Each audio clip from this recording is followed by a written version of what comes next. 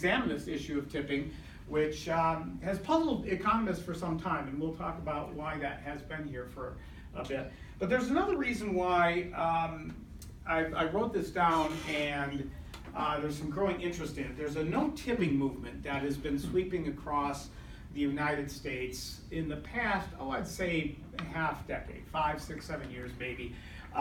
It's been both at the private level, where a number of restaurants, there usually tend to be smaller boutique, kind of mid to high level restaurants, have gone to the no gratuities model and have replaced it with a living wage, a higher wage for their employees, for their wait staff, and have been very public about it. I think on Econ Talk I mentioned there's a handful of them, and somebody responded angrily saying it's not a handful, it's about 200. There's more than 200 restaurants in the United States, so it's still kind of a handful by comparative perspectives. One of them actually is Ivar's Salmon House, which is just a few blocks off the University of Washington campus. They, with some fanfare, announced this about 2 or 3 years ago, and I remember us taking a group of students there at one point in time. They had big banners explaining we are now providing a living wage of, I don't know, it's $12 or $13 per hour, so please do not tip or anything like that. So there's some traction to this movement. It gets into the New York Times, it gets into the Washington Post a lot whenever a new place announces it, but it's really not catching fire as much as many people thought it would about 5 years ago. Another thing came up recently too is that in Washington, D.C., a few months back, 2 months back, they actually voted on Initiative 77, which is not an anti-tipping initiative per se, but it's designed to actually raise the wages of wait staff in the Washington, D.C. area, to the point where many restaurateurs were saying that tipping would become untenable. If you have the labor cost added on and then have people still be expected to give a 20% tip, it's going to really increase the meal prices. So a lot of people are thinking that this initiative is going to press restaurants to stop the practice of tipping. We'll see. I don't think it's been implemented yet, probably at the beginning of the year, but it'll be an interesting natural experiment to follow and see what happens here. So a lot of people are thinking about this. I want to come to the defense of tipping here. Every good talk starts with a couple motivating questions, so I have 2 major motivating questions here. The first one of these is the movement toward a no gratuities and or living wage model of compensating your wait staff employees efficient or not. Right? So a lot of restaurants are going there, they're arguing this is good for business, it's really good for customers, customers are going to love it, everybody's going to love it, so is it really efficient? Given the unpopularity of tipping as well, and the difficulties and frustrations people seem to have with it, it leads to this subsidiary question of, if tipping is so unpopular, if it's going to be good for business, why has this institution persisted for so long? And political economists always kind of love these things. You see some inefficient or seemingly inefficient institution out there, and you scratch your head saying, well, why is this sticking around? Why isn't the market taking this, moving it toward a more efficient solution? So one of the answers is this no gratuities or living wage thing is not efficient. Tipping actually might be very efficient, and that's one of the points I'm going to make. The second one is a puzzle that has vexed economists for some time now. I think I first ran across this in either a brief passage or a footnote in Milton Friedman's Free to Choose book. He just tossed out this idea of why do people leave tips at restaurants that they know they will never return to? And this gets at the heart of the economic assumptions about thin rationality, that if we're just simply utility maximizers, there's no reason anybody should leave a tip at a restaurant that they know they will never return to again. And we'll explore that question a little bit more. It adds something interesting to the discussion, though, something about norms and thick rationality that I'm very interested in exploring, and it's kind of come from my own research on religion as well. Not being one to hold the arguments till the end, we don't want to find out what the mystery is at the end. I'm more of a Columbo fan, where you see the murder and I tell you how we did it, and then we'll find out how it progresses along. I'll give you my central arguments right here so you can evaluate me as we go along. I'm going to make the central argument that tipping is an efficient institution, for several reasons. First, it solves the principal-agent problem, or several principal-agent problems, as you will see. The second one is that it allows for voluntary or self-selecting price discrimination. This one's a little bit more of a tricky argument to make. I think the first one's fairly easy to come by, but the second one, this voluntary price discrimination argument, is a little bit more difficult. It's one that Russ Roberts on Econ Talk didn't buy. So we're butting heads on that one. We'll let you evaluate whether my argument is valid or not. And then finally, to address that question, why would anybody leave a tip at a restaurant they know they will never come back to? I want to throw this out on the table, that tipping is one of many institutions that provide a cultural institution that instills a norm of trust that is necessary for anonymous trade to flourish in a market economy.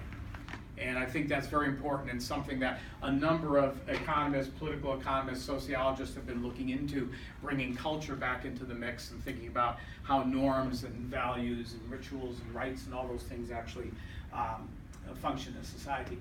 The last thing I want to convey as well too is that teaching about tips is a fun way to learn about economics. This is a lesson I've learned over the past 24 years doing this. For students, they always enjoy this, and they come back to me decades later, 15 years later, and say, I remember the tipping thing. And will tell me the lesson. They remember the lesson, and it's really kind of cool. So maybe somebody can, if you ever want to crib my notes for this, I'm happy to give them to you. All right, so let's go down those 3 points. The first one, principal-agent problems. Principal-agent problem, if you're not familiar with it, very simply, you have two individuals who don't have perfectly aligned interests. One of the people wants to get somebody else to do another thing and cannot monitor them entirely, so how do you incentivize that person to do the proper job that you want them to serve your interests? So a principal or an employer wants to get an employee to do a very good job. How do they incentivize them to actually do that?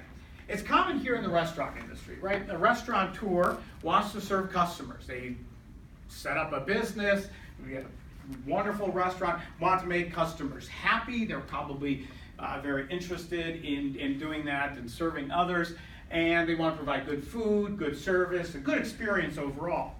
And here you have a single restaurateur, a chef, and she's interested in making the customer happy. And if she's the only one that's doing the cooking and the serving, well, she has a very strong incentive in and of herself to do a good job, to make sure that the customer, the diner, is going to be very happy, leave pleased with the meal and such. But unfortunately, one person running a restaurant is very difficult. You won't have that many customers. One person can only do so many things. There's a yield division of labor that allows you to serve other people more efficiently. And so you're going to have to hire some people. You're going to have to hire some cooks. You're going to have to hire some dishwashers, maybe an accountant or something. But another person, set of people you'll have to hire is the waitstaff. People who go out and take the orders of individuals, bring out the food, tend to the water glasses and things like this. Now, part of the dining experience is not only the quality of the food, but it's how you interact with others in the restaurant during that entire time, specifically the waitstaff. And so the restaurateur wants to make sure that the waitstaff is serving the customers in the most pleasant way possible. In a pleasant way possible according to the customer's preferences and desires, which are not always stated. It's a very difficult job. So they want people to go there, be friendly, give a smile, even in the most difficult circumstances. I don't know how many of you have ever worked in a restaurant, but there's always those tables with the screaming kids or the cranky old people or the teenagers that come in after the prom and are really loud and noisy. Nobody wants to serve them. So how do you actually motivate that good service? And on top of this, so there's the principal-agent problem at work here. If the restaurateur was actually constantly monitoring people on the floor, well, they'd be wasting a lot of time. They have other things to do. They have to order new cases of wine, go over the payroll, that kind of stuff. So these people are on the floor, typically unmonitored. How are you going to make sure that they're always doing their best job to serve the customers in a pleasant way? There's another principal-agent problem that goes on here between the customer and the waitstaff as well. The customers have a certain set of preferences about how they want to be served, and they're not uniform. A lot of my students say, well, waiting and waitressing, that's a low-skill job. It doesn't really entail very much. No, it's a tough job. You have to have really good people skills wherein you're understanding, oh, is that person in a rush? Do they need to get to the theater before the curtain goes up? Should I bring them their food fast or their bill right away? Or maybe that's a person who just wants to eat alone and not be bothered. Or maybe there's a couple that looks like they're out on a date, and so they want to linger over food and not be disturbed for a while. Maybe there's some people that want to be chatted up about, oh, we're new in town, what's neat to do here? Other people want to be left alone. So there's a lot of different people skills here. And a customer will not necessarily overtly mention what their preferences are, but they'll oftentimes give these kind of cues, tapping on the table. It's like, they must want their food really quick, probably going to the theater. So they have to be able to pick up those cues. The other thing that the customer wants is that if they like the restaurant and the food is good, they also want to be remembered so that in future times service will be wonderful. I go to a tavern in my little hometown of Duval called the Duval Tavern, and I'm known as a pretty good tipper there. I will tip in excess of 30% often. And part of it is I love the people, but much of it is to get, to have people remember me, and that when I come in next time, please serve me well. There's a special Tony pour of whiskey that actually occurs. And despite the fact that they don't take reservations, I can get a reserved seat at the bar at my favorite stool. Which is really, in fact, one time I was on a business trip, and I'm usually there for every Seahawks game, and I wasn't there, and I get this phone call, I think it was right before I was giving a talk, or I was just getting off a flight or something. I said, Tony, where are you? I'm traveling for business. Oh, we thought you were dead. We're going to come and search you. So tipping can actually sometimes save your life. Right? If you fell down a cliff in a ravine and you need somebody to search for you. But yeah, and motivating future service. Please remember me. You've treated me well. I will treat you well. Vice versa. We'll go down the line. So tipping is a great way of solving this principal agent problem, because the servers know that at the end of the meal, after all is said and done with the service, they're going to be evaluated on whether or not they've done a good job, if they've picked up those cues or not. And if they've done a good job, they'll get a higher tip, maybe 20%, maybe a little bit higher. If they haven't done a good job, they're not likely to get very much of a tip. Now, most tipping is standard, usually in the 15 to 20% range, and so it seems almost kind of rote and automatic. But a lot of wait staff do understand that there are certain customers that if they're displeased will leave 0 at the table. And that can waste a lot of your time serving them when you could have been giving more attention to somebody else. So you should give them the service that you want. And on the other hand, there are those tippers that really enjoy something and they'll tip 30%. So that is a way of tipping solves the principal agent problem here. There's another benefit as well. It sends signals to the wait staff about their skills. So if you have 2 people who are waiters, waitresses, and at the end of the night or at the end of the week, they're adding up their tips and counting these, and one person's raking in $300, $400 a night, and another person's only getting 70 or 80, they look over this, well, I didn't get much tips tonight. Well, maybe you got some cranky customers. But again, if that happens the next week, you're not getting as many tips as somebody else, and then the week thereafter and the week thereafter, that sends a signal to you. It's not probably your best occupation to be in at the moment. And a lot of these people will self-select out. Oh, I just can't make it with these tips. That other person's doing gangbusters, but I can't do very well with this, so I think I'll go find another job. And that's really good for the employer because they fire themselves. Firing employees is very difficult to do, and once you name a puppy, it's kind of hard to take it back to the kennel. But it's hard, and there's legal restrictions on firing employees as well. So if people, who are not very good at this get the signals and self-select out, that's really good. And that's actually good for the industry as a whole. Because if you get a lot of servers who stick around who are not very good, people are going to say, what's happening in the restaurant industry? It's just service isn't what it was like many years ago. So tipping helps to serve all those things, and I argue that it's really a win-win-win scenario for everybody, for the restaurateur, for the customer who will get better service, and also for the employees who, if you can do a good job, I know waiters that actually rake in over $80,000 a year. Other people don't do as well, right? And they realize, I'm not a people person. I should probably go into economics or something. All right.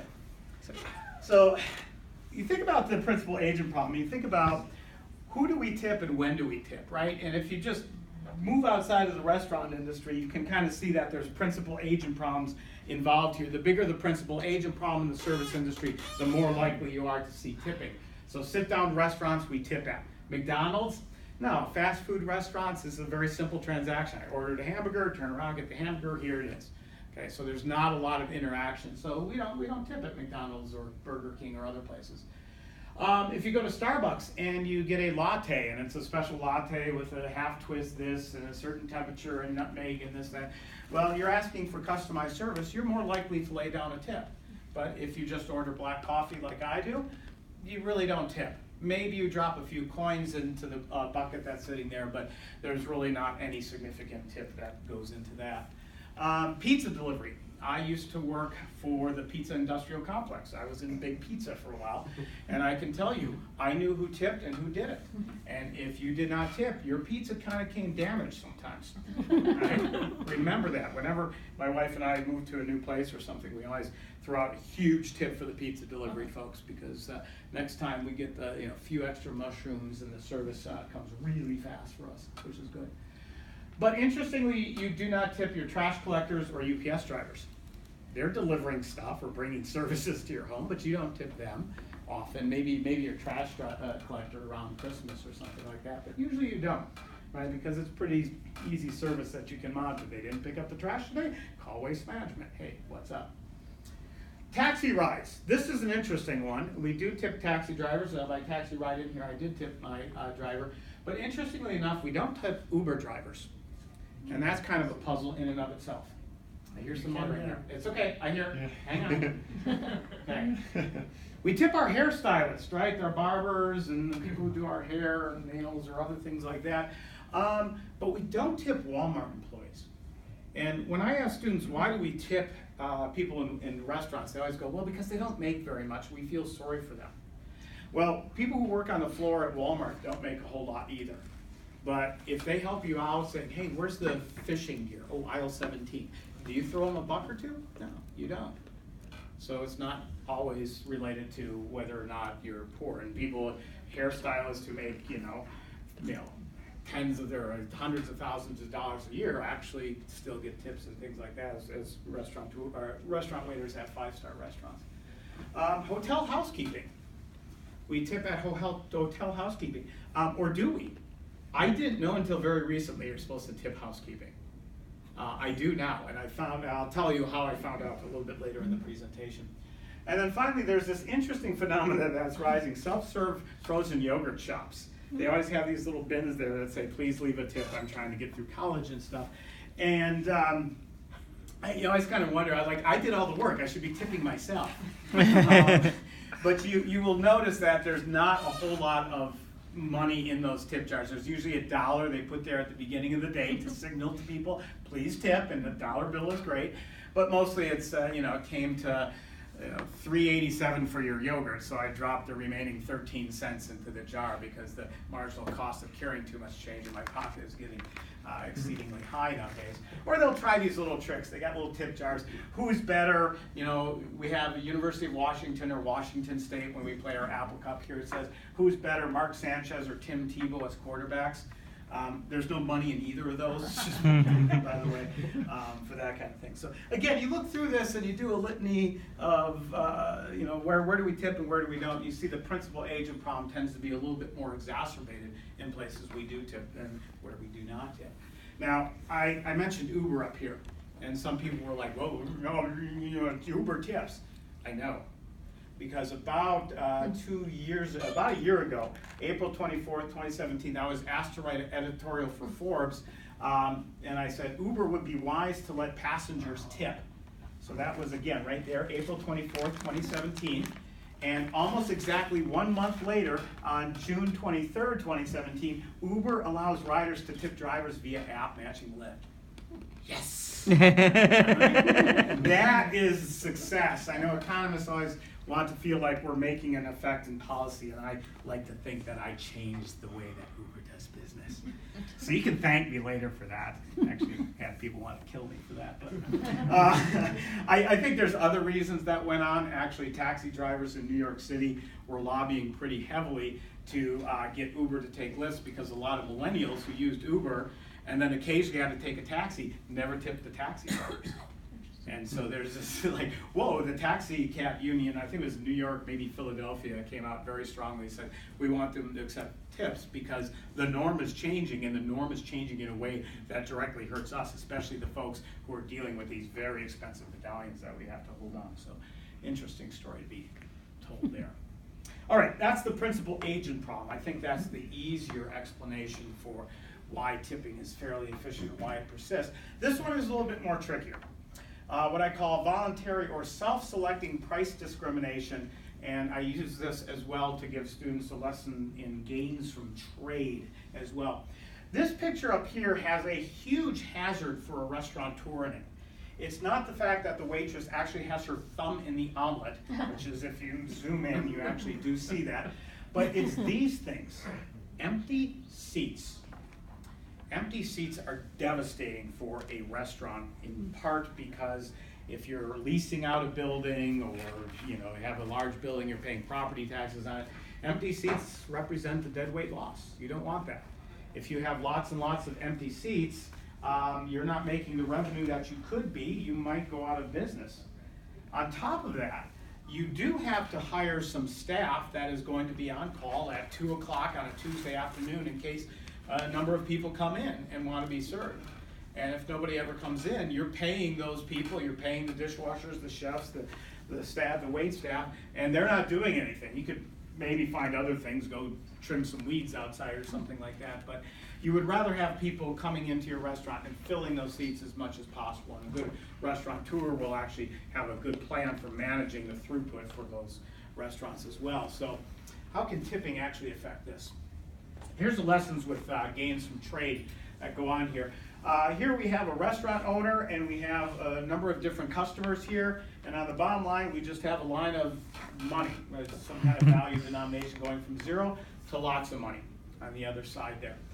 And each of these customers, when they go out to a restaurant, has something that we call a reserve buy price. This is the highest price that you will consider buying that thing at, that good, that service, the bundle of goods or something, and you won't go above that. And I tell my students that you all have these reserve prices, whether you know it or not. Would you spend $1 million for a restaurant meal? No. Would you spend $2? Oh yeah. Well, somewhere in between there is going to be your reserve buy price. And we kind of have a sense of where that is, like, ooh, that restaurant's a little expensive. I'm not going to go out there. Now, the interesting thing about life, and the universities are very big in diversity, is that when it comes to reserve buy prices, there is a lot of diversity. Different people have different reserve buy prices for the same type of good. Some people really love going out to restaurants. They're foodies in that. Other people down here, person E, not so interested in going out. They'd rather eat at home or something like that. So maybe they'll pay a little bit, but they're not going to pay a lot. And it's not just different people. This could be us at different moments in our life, in different parts in our life cycle. Maybe when you get a little bit older and you're retired, you like to go out to eat a little bit more. Or it could even be you over the course of a few months or a year. Yay, I just finished off my dissertation. Let's go out and really celebrate with a great meal. Or, oh, I didn't realize they didn't pay assistant professors that much. We better not eat out as much and save for our mortgage and things like that. So it can vary according to different people. And every person has a different reserve buy price. The restaurant owner has something, what we call reserve sell price. And a reserve sell price is the lowest price that this person is willing to release that good or service to somebody else in an exchange. It might be, $15. I cannot sell this meal for under $15. I'm happy to sell it for $16. Would I sell it for $100? Certainly. But 15 is where I'm going to stop selling it. I can't sell it below that.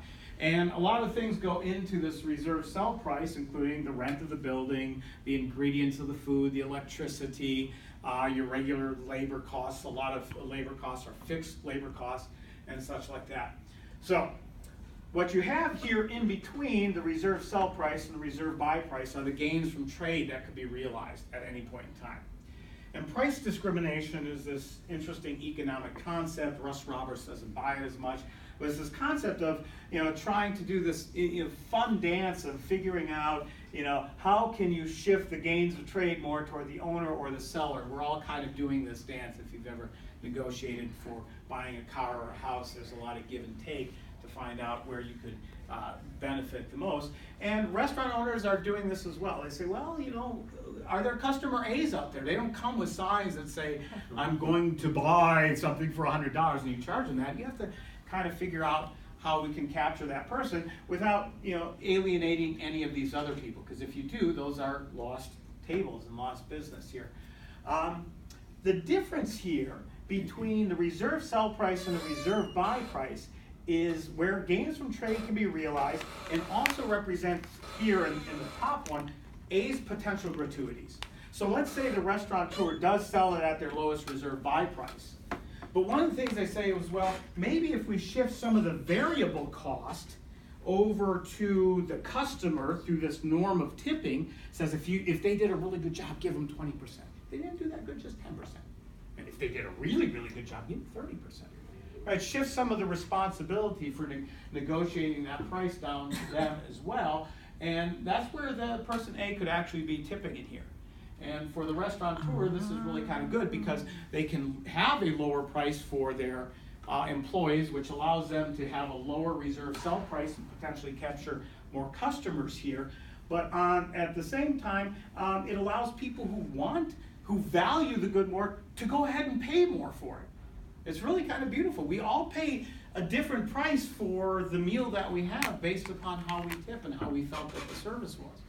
Now, there might be other ways to do this with food. A few other places have tried this before, but combined with the principal agent problem, it makes a lot of sense that you push this off on basically to your wait staff in terms of that, who can customize the service a little bit more to the individual preferences that are up here. I like to call this the tipping zone, the point between the reserve sell price or the actual price that's listed on the menu for the specific meal and the reserve buy price of the customer, as where the customer can freely decide how much they're going to leave on the table. At a minimum, they have to leave this reserve sell price or the menu price that is listed, but if they want, they can give 10, 15, 20% more in addition to that.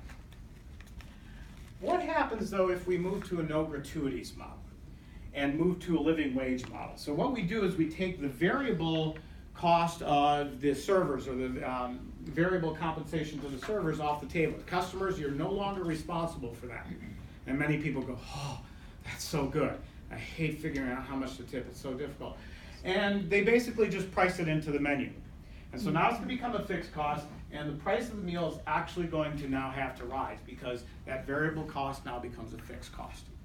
Now, I don't know if it's going to double the price or something. I have this little caveat here. This is for only illustrative purposes. But even a small jump in the price of a good can actually affect whether people come out or not based upon their reserve buy prices. I know students say, well, come on, Professor Gill, it's only going to be a couple dollars more for the meal, and you're going to do very well by that waiter or waitress. That'd be really good. I go, that's true, but it's surprising how sensitive we can be to that couple dollars. There was a restaurant in Duval, Ixtapa, that we loved, and we used to go there all the time. We were really reasonably priced. They treated us well. They treated our son well. Really loved it, but about 10 years ago, they raised their prices pretty steeply, about 15% over the course of a couple of months. And we just noticed that we stopped going there. And I said, man, we haven't been to Ixtapa in quite a while. I go, yeah, I know their prices were just higher. It wasn't because they went to no tipping. They just raised the prices. I don't know why. And it's just very subtle how that happens. Seattle's learning this because we recently put in a soda tax or a sugar tax. And one of our journalists said, oh, this tax is not going to really affect anybody. It's not that big a deal. It's only a couple cents more per can of soda. Come on, Seattle, suck it up. and actually went out and started looking at people's behavior and found out that people were driving an additional 3-4 blocks to get out of the city limits in order to get their soda. And I even had a graduate student who said, come on, Professor Gill, you're whining about this tax, but it really has no impact. And then sat down and did a calculation on how much soda they drank, where the price it is, and they realized it was easier for them to drive 10 miles to go shopping in Shoreline outside of the city limits than to actually buy it. So we're sensitive to this stuff, more sensitive than you think you are. And what happens is if you raise this reserve sell price in a non-gratuity model, the first thing that could happen is customer D is priced out of the market. Now, the big question is how many customer Ds are out there relative to customer A, B, and C? It's hard to know, right? Just on an average basis, but even on a day-to-day basis, it's very difficult to know who these customers are. They don't wear signs, and so, you know, restaurateurs and other businesses are very sensitive to this. If you just raise prices a bit, you don't know if you are going to price anybody out. If there's a lot of your customer base here, you're going to have a lot of empty tables, a lot of deadweight loss, possibly go out of business. So that becomes very difficult here. Now, on the other hand, the argument is made, yes, but you know, a higher fixed wage, a living wage for the employee is actually a good thing. Right? They're making more money and it's stable. They'll know that if they come in on a Monday or a Tuesday or a Wednesday, they're always going to get that $15 an hour, so that's really good. So there's a wage gain to the staff, and that's a benefit. It certainly is a benefit, and some employees kind of like that stability of knowing that they're going to get that. But on the other hand, there's a little bit of a trade-off here. If a lot of your customers are customer A or customer B, that wait staff could actually be losing money when you do that. Oh, we're going to give you $15 an hour up from your typical, you know, $6.50 or $7 an hour. Well, that's great, but we're not accepting tips. And you're like, whoa, wait a minute. There's some nights that I pull in, you know, $30, $40 an hour just based on tips. Right? Those are usually Thursday, Friday, and Saturday. Monday and Tuesday, there aren't that many people in, so I don't do a lot of volume, and it's usually the cheaper people come that night, so it's a problem. But also imagine what happens here with the wait staff, right? They realize that they get the same wage on a Monday as they get on a busy Saturday night. Are you going to want to be staffing the restaurant on a Saturday when it's busy and hectic and it's hard, or on a Monday when you don't have to do a whole lot? I can tell you one of the unintended consequences of this no gratuity model is that you're going to have your employees fighting over shifts and wanting to take the shifts that have less customers rather than the other ones in that kind of case. Plus, you could lose a lot of money. Right? I know I talk to a lot of bartenders and waiters and waitresses, and they say, yeah, it'd be nice having $15 an hour, but if you get rid of tips, and actually this was an argument made in Washington, D.C. by a number of waiters and waitresses, they said, you know, Thursday, Friday, Saturday night, we go gangbusters. We make a ton of money. Yes, we don't make very much money on Monday. We fill in those shifts sometimes just to pick up a little bit of extra cash. But if you take that away, you're actually going to reduce our total compensation. And that's not cool. Right? I know people that just work, who are waiters and waitresses, work Thursday, Friday, and Saturday, haul in a lot, and then just take 4-day weekends. Right? They really enjoy that. A good friend of mine at the Duval Tavern does that. Here's the other thing that surprises a lot of people. Think about who benefits this in terms of this. It's really the upscale customers here that benefit the most from a no gratuities model.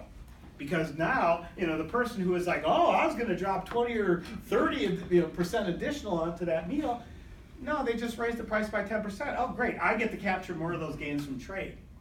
It's the people who are not as big a tippers or who potentially get priced out here actually pay the price for this.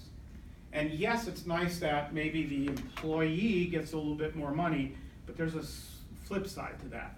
There are individuals who, you know, maybe are not very wealthy, but would like to have a night out to celebrate with friends, not have to cook or just to let their hair down a little bit, but they don't get to go out anymore. It kind of disproportionately injures them and that kind of thing. That could be sad. The other thing here too, this person who's right on the edge here, if there's any kind of declining service, that occurs because now you don't have a solution to the principal agent problem, and you could have a cranky waiter. That person who had their reserve buy price here might all of a sudden just drop it a little bit, and if they drop it a little bit, customer C falls into the category of I can't afford that meal anymore, just like customers D and E. And so that's dangerous as well, right? All right. To summarize this, the no gratuities model of service here, I think is going to have several predictable outcomes. First is that it's going to eliminate this self-selecting price discrimination, will benefit the upper end customers, but will price out some of the people at the lower end, and also potentially price out people who come, for the 3 o'clock, 4 o'clock blue plate specials and things like that. In doing so, it shrinks your customer base, and that can be very dangerous, as I mentioned, the deadweight loss of empty tables. Complicates the principal agent problem, you're likely to get worse service. I've casually talked to some people who have been to some of these restaurants that have done the no tipping thing, and some of the service has tended to decline a little bit. Right? Not a huge amount. It's not like they stop serving you or anything, but on the other hand, just don't give that extra mile or anything. Reduces the marginal quality of service here because, again, waiters and waitresses have hangovers, right? That extra 10% tip might actually motivate them to smile a little bit more if they don't have that on the table anymore. Doesn't matter. You don't have to smile as much. And again, just at the margin. Doesn't mean they're going to become evil people or anything like that, but just at the margin. Reduces signals to poor quality servers. One of the things I've been noticed in some of these places that have implemented the no gratuities model is that the best servers who actually were making more money on tips left, right? And left the less quality ones behind. Right? So that's not cool. And the interesting observation here is only being used in small, high-end restaurants. That Ivor Salmon House that I mentioned before in Seattle is one of the bigger ones. That it's about the size of like an Olive Garden or something like that, but it's not being used at Olive Garden or Denny's or other places like that. And it's these small boutique restaurants that are usually able to pay higher wages to begin with on a lot of these things, and select people who have already been very successful in doing this. I have this little note there. It says, is this potentially rent-seeking? Are these small high-end boutiques kind of pressuring the entire restaurant industry into doing this model because they know it would injure other restaurants and possibly bring more business to them because they've already hired the best wait staff around? I don't know. But I'm not willing to take that off either. I don't know. Something worth thinking about there. The last question, cultural institutions of trust. This is an interesting leap of faith kind of argument that I'm making here. Less economic-y, more culturally based. But the question that comes about here is, why would anybody leave a tip at a restaurant they know they will never return to? The bill says $25 for a meal. You're driving across country, you stop at a roadside diner in Cheyenne, Wyoming, and you eat your meal, it comes up $25. That's what you're obligated to pay. Right? If you ditch and dine, or you dine and ditch, you can get arrested for that. You've negated a contract or an implicit contract, so that's stealing. But you only have to pay $25. But you're never going to come back there again. So if you leave, yeah, the waitstaff is going to be mad at you, but who cares? You're never going to see him again. Right? Doesn't matter. So a lot of people who are invested in thin utility or thin rational models of utility basically say it's stupid to leave money on the table. Why would you go against your utility in terms of doing that? But people do tip at restaurants that they know they never go back to. All the time. I do. Right? So it's kind of interesting. And I tip taxi drivers. I'm never going to see that taxi driver that took me from the airport to here ever again. I give him a good tip. Must not be a good economist, and must not be thinly rational. Well, this goes back to Smith, and I like Smith's thinking both in terms of the wealth of nations, but also the theory of moral sentiments, that impartial spectator floating in the back of your head there. Smith made a very simple argument. Why are nations wealthy? Very simple, right? Division of labor. Division of labor makes us more efficient, technology added into that, et cetera, et cetera. But in order for the division of labor to have any effect, you need to have expanded markets. But expanded markets have a problem that comes along with them. The more people you engage in the marketplace, the more anonymous or quasi-anonymous they become. In anthropology, they got this idea of something called the Dunbar number, which is we can know about 150 to 200 people pretty well, but after that we start to get a little bit fuzzy. Do I know this person? Can I trust them? Are they going to rip me off? Are they selling me a bill of goods? That's one thing, but when I get it home, it's another. Are they not going to treat me nice? So there's a lot of issues of trust. And so when you go into more anonymous trade, you're going to need a society that has lots of trust.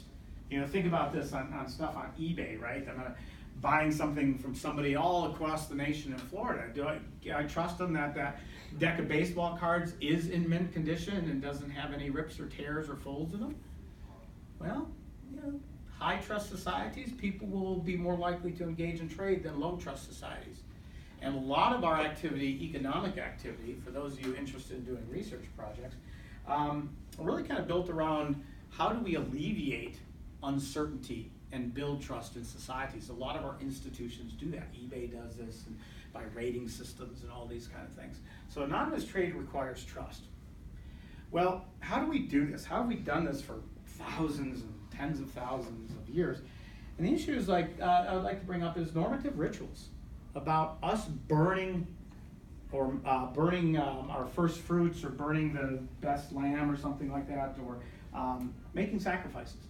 Right, showing our sacrifice. This is where I get a lot of the stuff from religion. There's a lot of stuff about, you know, sacrificing your son. Abraham was told to do that. So if you really believe in God, okay, kill your kid, bro. Okay, right? That's do you trust you, God? Okay, I'm going to show you that I trust you. But we also have this, first fruits, burning your first lamb or something like that. Just leaving money on the table. Another thing is gift giving.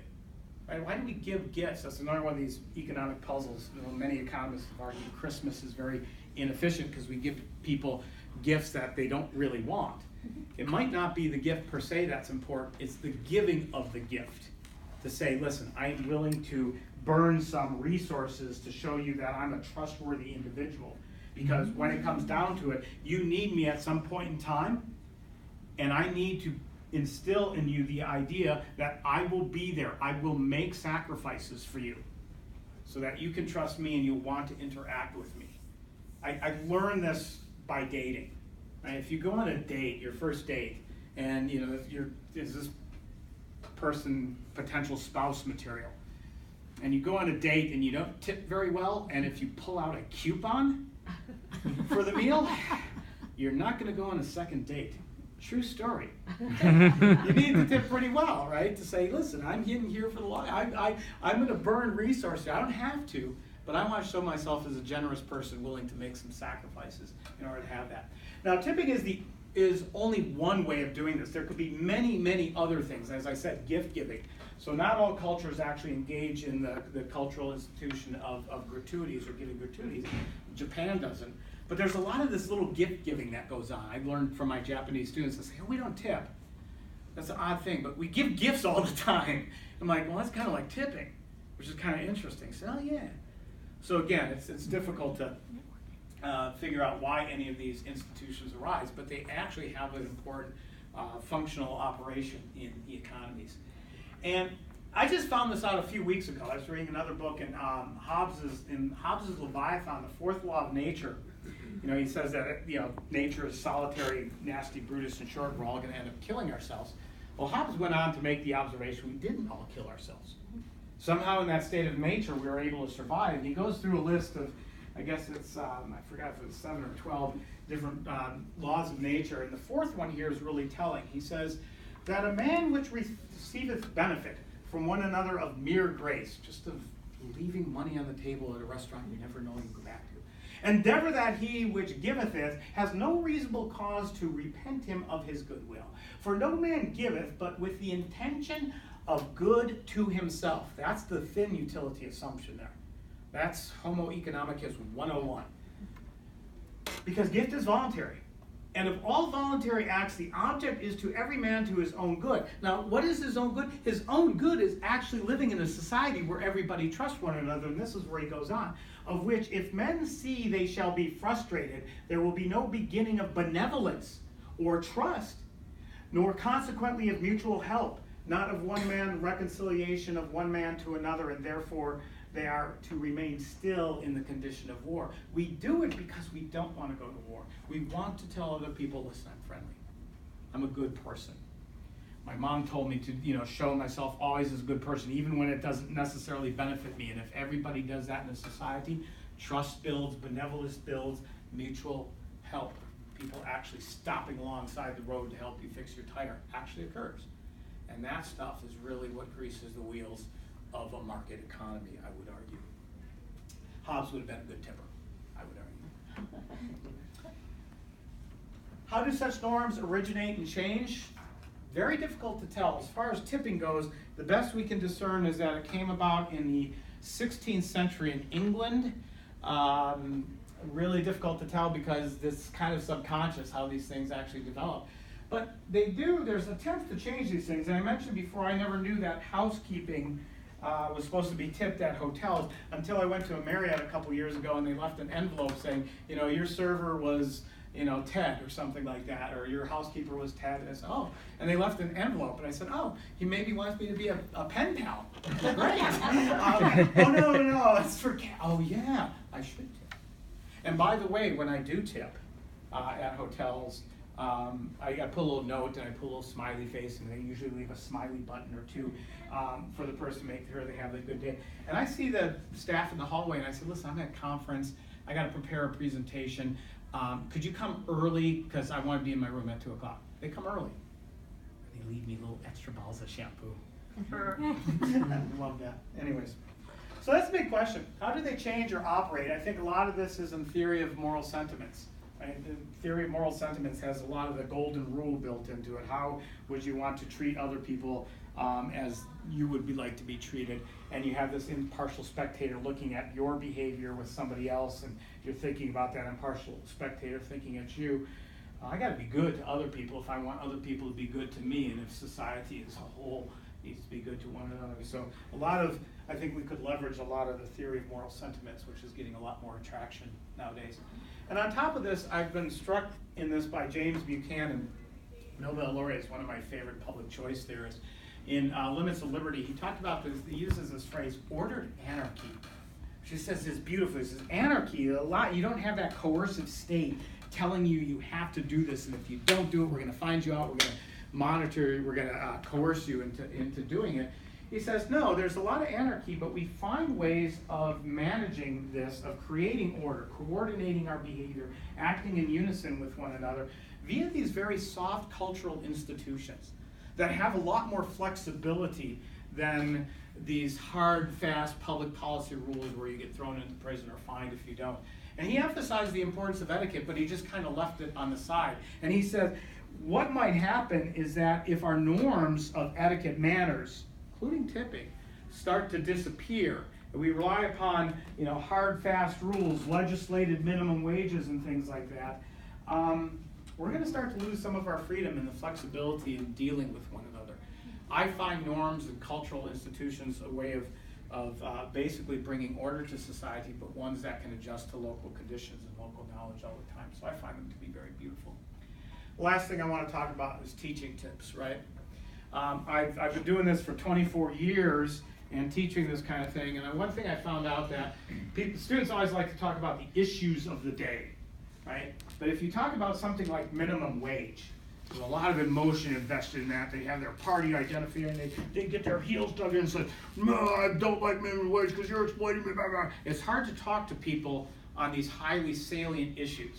But if you talk to them about something that they kind of frequently know and they can have some fun with and laugh about and express their different ideas in a kind of a harmless way, you can actually show them the same principles that work there work in other places. So usually what I do then is show them, this chart right here is nothing more about the minimum wage increasing.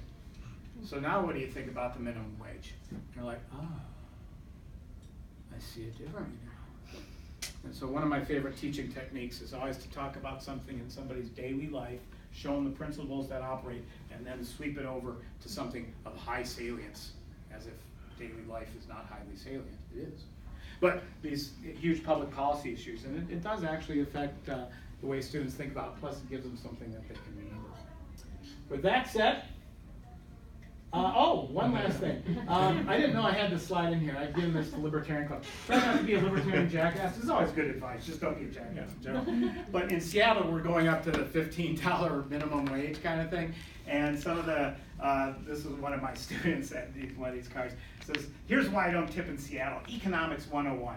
As the compensation for your services increase, there is a cost to me as a consumer to pay for that increase, as I have no control over the Seattle City Council's decision to redistribute wealth. I can only exercise the rights left to me. 1, I can choose not to eat out. Then who would pay your wages? 2, I can choose to be carrion for the City Council's vultures. An accurate description. And then 3, I can choose not to tip and explain why and provide a free economics lesson to you. That person comes back to that restaurant, they will have saliva in their food next time, guaranteed. Right? It's not a cool way of doing this, right? Where we do want to teach lessons like this, it's also to respect other people and to kind of understand that the importance of trust and communal togetherness in a society is actually pretty important. So with that said, and with the little time we have remaining, and sorry we're going a little long, if there's any questions, comments, or any gratuities, please feel free to ask them. I have a microphone. Yeah. And that's our puppy dog, by the way. I always put that there because if anybody has a really difficult question, it'd be like kicking a puppy dog. So, and if you do have any interesting tip jars, please send them to me, tgill@uw.edu. I'm collecting tip jar pictures. It's kind of funny. Have there been any studies on the effectiveness of tipping? Yeah, there have been. There's, but very limited range of these things. They've occurred within schools of hospitality. There's some at UNLV and Cornell and stuff. There's somebody at Cornell who's done these things, but the methodology of these things is pretty scary. I used to work in the marketing research industry, and one of the techniques we used was we just asked people whether they liked their hamburger as they were leaving a hamburger joint. This was, a lot of the methodology is based upon just asking people, why do you tip, right? And people say, well, I tip because I really care about the other person. Okay, maybe. Well, a lot of times our own actions are subconscious. We don't really understand the institutional workings underneath this stuff. There is, I think, a huge opportunity to do some very interesting empirical research. The reason I laid this stuff out is because the empirical research has been mostly inductive and hasn't had a theoretical core. Now we can actually go out, I think, and test, how much is the principal agent problem working here. In terms of the voluntary price discrimination, there are certain predictions that can be made that we can actually go out and test and think creatively about that. A lot of the methodological problems are going to be intractable. Right? They're going to be very difficult, but as long as we have some theoretical guiding posts here, I think that'll be good. And if anybody's interested in doing one of these studies, let me know, because I'd love to work on this. I'm really bad at getting grant money. So, let you know, I'm like the theory person for stuff, and I get other people to help me out with the other stuff. Yeah, another question. I had a quick comment. Sorry, I don't know if I actually need the microphone though. It goes onto the tape. Oh, okay, Yeah. then I will. So this is more of a comment, but it's built off something that you had mentioned. I worked for UPS for 8 years. Yeah. And I was actually really surprised by how much money the drivers made from their customers directly, specifically during the holiday season. Mm-hmm, mm-hmm. And it is a little bit of, it's more prominent with their commercial customers because they see them on a more regular basis. But then also with the increase in online purchasing, with Amazon and stuff like that, you see more regular home customers as well. And those people tend to actually be a little bit more generous with their gifts, often because they're asking for a package to be put in a certain space. They'll ask the driver, if I'm not home, leave it here, just text me and let me know that it's there. So they're actually paying for off the books service that is not part of the actual delivery contract. And so they're making these payments in an attempt to get some of this stuff. Chances are, though, if you live in an apartment complex, it doesn't matter how much of an increased gift you give, you're not going to get additional services. So there's that tie-in with the frequency and the paying forward for future increased benefits. I just wanted to toss that out there. It's a great principal agent story. What's your name, sir? Tom Bogle. Tom. So Tom, yeah, have you tipped your UPS driver?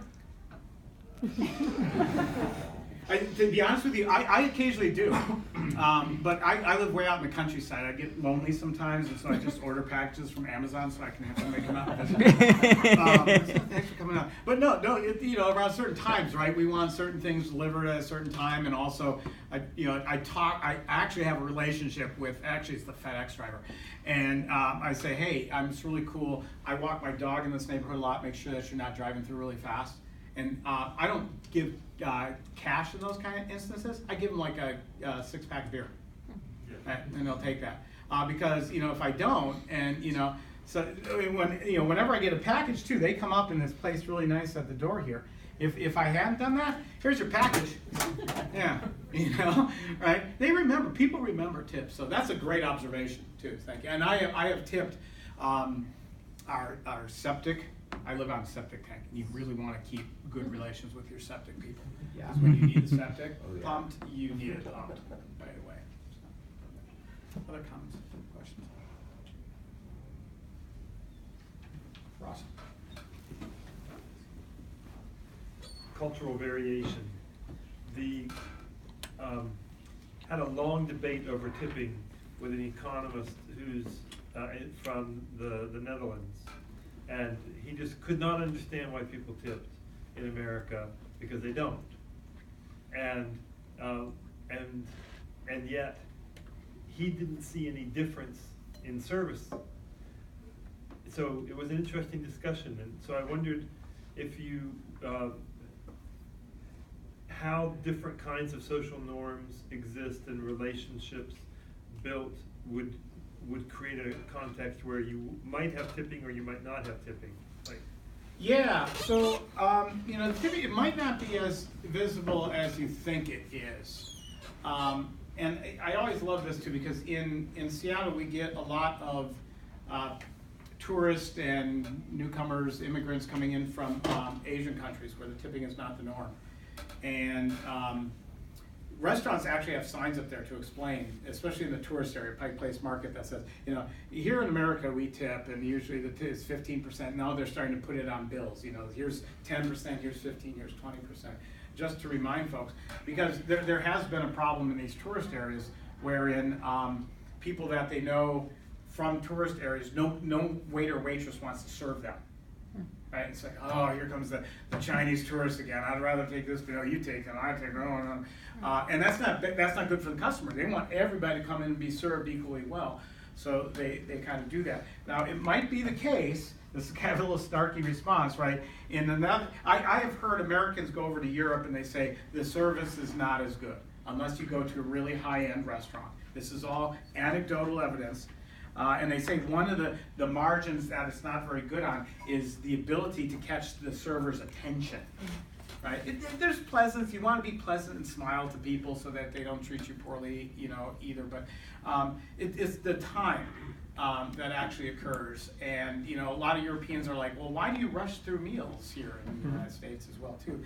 So it might be the case that your friend from the Netherlands doesn't observe any differences because every time he comes out to Pike Place Market, somebody goes, oh, there's the Dutch tourist again, give him crappy service. I don't know, it might be equally crappy. That's kind of a snarky answer to that thing, but it is kind of interesting. And again, a lot of this stuff happens at very small margins over very long periods of time to pick these kind of things up. I mean, as students, teaching an undergraduate student this, it's either like you're being really pleasant or not pleasant at all. No, there's a range of service in there.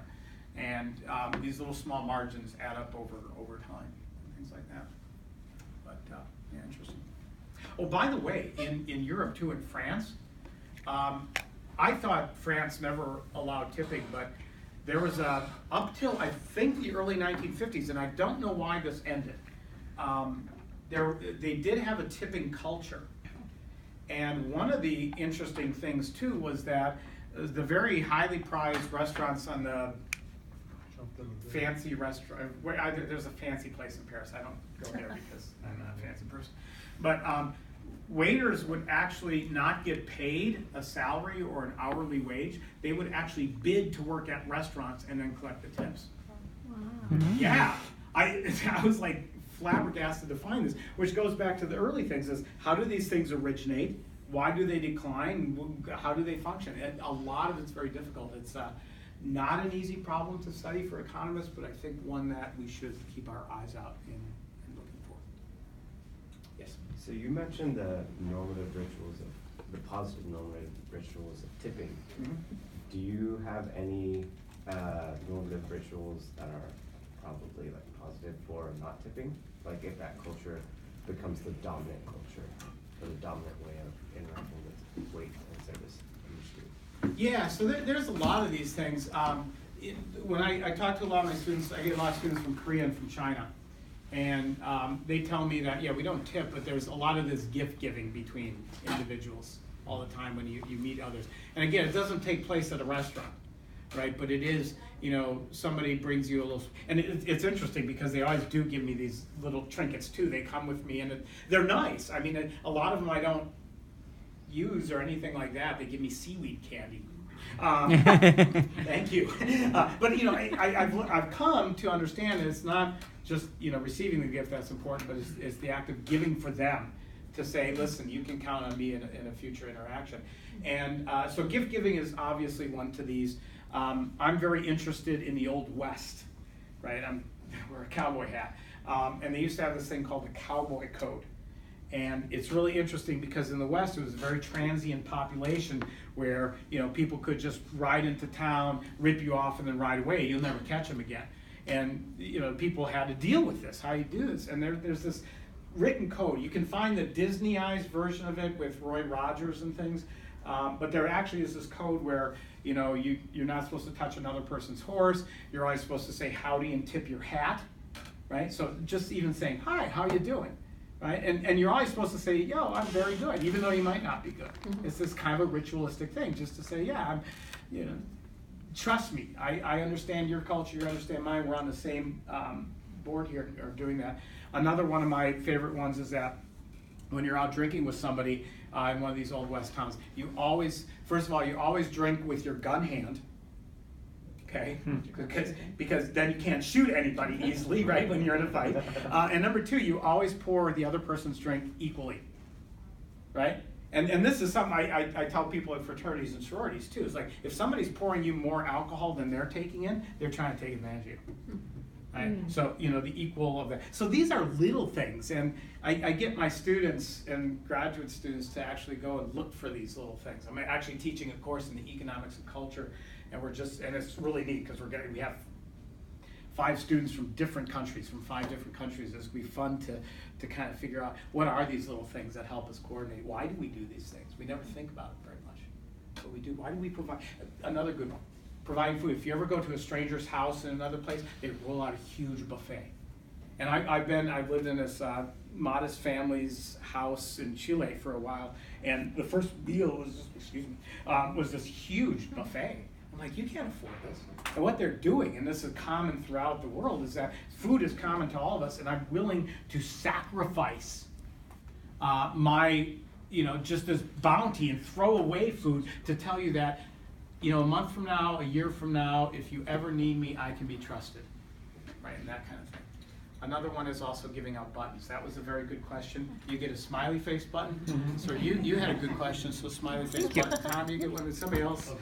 Yeah, you can come up and get one. And also on top of this, I know Ross is about to end things up here, and one of my habits is to actually give gifts to the people who come out here. So if you remember the University of Washington, finally, here's my gift to you, Ross, for inviting me out. Thank you very much.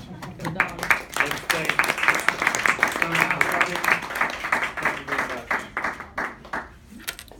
Have a good lunch. Take your way. Tom, you get a button too.